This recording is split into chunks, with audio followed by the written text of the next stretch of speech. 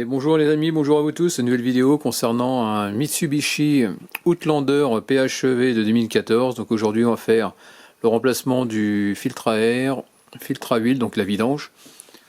Et puis voilà quoi.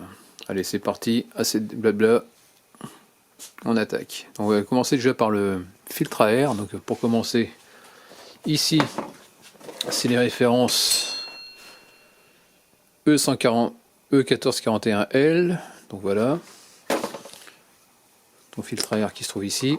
Ensuite le filtre à huile, donc c'est un LS287 métallique. Donc pour pouvoir le virer, il faudra une cloche de 65-14 au niveau de la taille. C'est très accessible, on verra ça tout à l'heure. Voilà. Ensuite on va faire remplacer l'huile lors de la vidange. Donc c'est de la 530. C'est ce qu'il avait mis dans la voiture l'autre fois. Donc il y a 5 litres. Donc pour enlever le filtre à air, bah, tu tires dessus, hein, il n'y a rien de sorcier. Hop, tu soulèves ta boîte.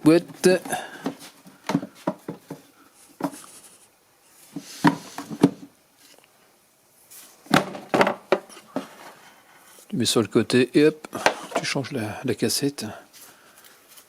Voilà, donc tu vois, il était un peu sale. Bon là j'ai passé un coup de...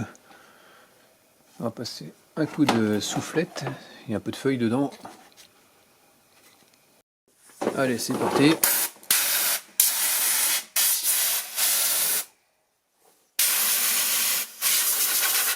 Voilà.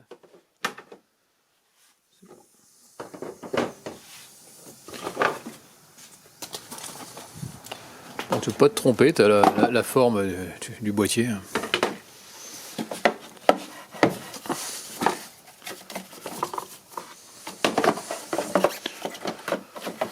Tu mets bien dans la coche. Voilà. Déjà, ça c'est comme ça.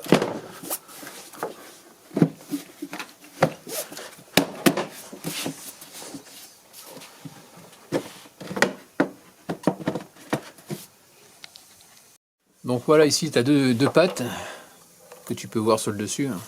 Tu les rentres dans le trou, je sais pas si tu vois, en dessous, et après tu le rabats vers l'avant.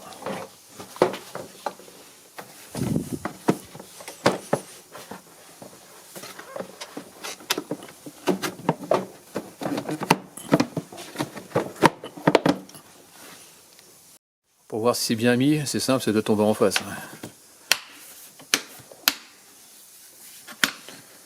Et voilà, ça bouge plus, le filtre à air, terminé.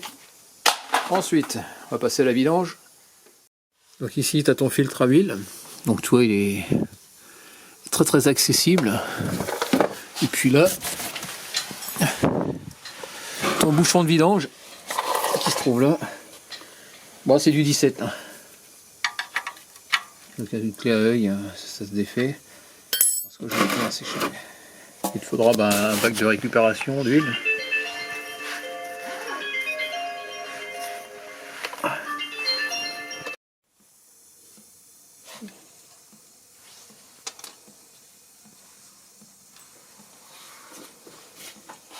Voilà, on va laisser goûter encore un petit peu. Tu nettoies le plan de joint, bien propre, voilà. Puis là on va remettre le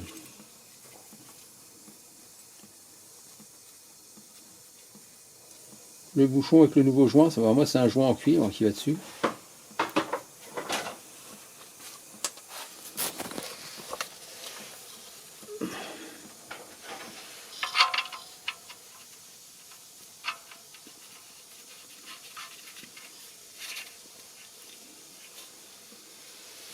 Voilà.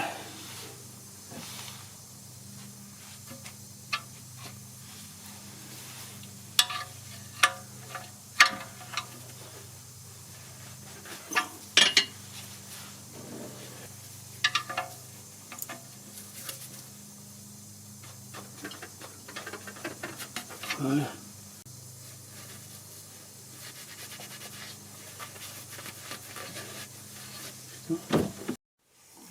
Donc ici tu mets ta cloche. Bon, j'utilise ça, après tu peux utiliser tout type de clé à filtre. Hop, bien la cloche. Tu mets le récipient en dessous. Voilà. On vide ça. Voilà pour ça. Ensuite, il faut bien nettoyer le plan. Le plan de joint, toujours pareil. Donc j'ai pris du nettoyant frein. Voilà. Le but c'est que tout soit nickel. Et là on va remettre le filtre à huile, le neuf, mais avant on va mettre un peu d'huile sur le joint. Mettre un peu d'huile tout autour.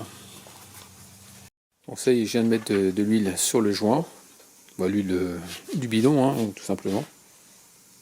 Donc ça y est, je l'ai serré, donc tu le serres de 3/4. Hein. Dès que tu es au contact, tu fais 3/4 de tour. Et c'est bon. De toute façon, avec la chaleur du moteur, ça bouge plus après. Donc voilà, ici, tu viens le mettre, tu viens le visser, hein, tout simplement. Et dès que tu es au contact, tu fais 3/4 de tour, et basta. Après, avec la chaleur du moteur, ça va se coller. Non, apparemment, c'est bon. Bon, voilà, ça y est, tu enlèves le bouchon qu'il y a ici en bas. Et puis voilà, il n'y a plus qu'à mettre de l'huile propre.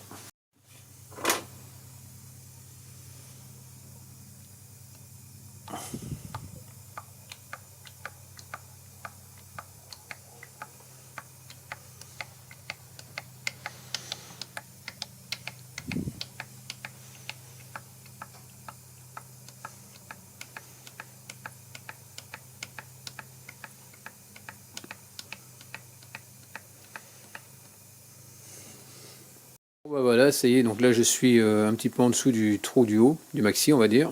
Donc là je vais remettre le bouchon, on va remettre la jauge, on va faire tourner le moteur un petit peu, vérifier l'étanchéité, et puis bah, on recomplétera par la suite. Donc le niveau va chuter, donc ça c'est un peu normal, parce que ça va remplir le filtre à huile. Ah voilà. Bon voilà, donc on est un petit peu, on est au niveau de la moitié, donc on va compléter maintenant. Donc ça il est terminé, donc j'ai fait le complément de, qu'on appelle ça, d'huile. Donc le niveau est bon, donc je suis quasiment en dessous du maxi. Et donc là maintenant on va pouvoir remettre à zéro donc l'intervalle de maintenance. Donc soit on le fait à la valise, soit on peut le faire manuellement, donc je vais te montrer comment faire. Allez, c'est parti. Tu montes dans le véhicule, tu fais ici, tu appuies sur le bouton. Ici tu as la clé qui reste allumée. Une fois que tu as la clé qui est allumée, tu rappuies sur le même bouton, quelques secondes. Ça clignote. Voilà. Quelques secondes et après tu rappuies une seule fois. Non. Et donc on rappuie une seule fois à la fin et normalement ça c'est censé se remettre à zéro.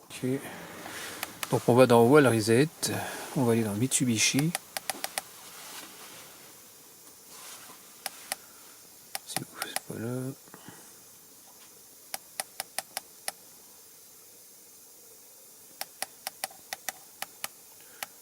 On rappuie.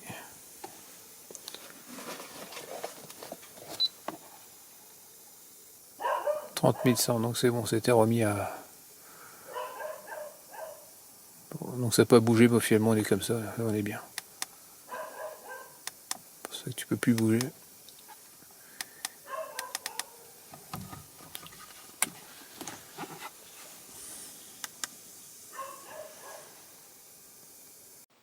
Bon bah voilà, terminé pour cette vidéo concernant donc la vidange du Mitsubishi. Donc bah, en espérant que cette vidéo t'ait plu, n'hésite pas à me laisser des commentaires avec des j'aime ou j'aime pas, comme d'habitude, pense à t'abonner, actionne la cloche de notification si tu veux voir d'autres vidéos de ma part, et puis je te dis à très bientôt. Allez, ciao.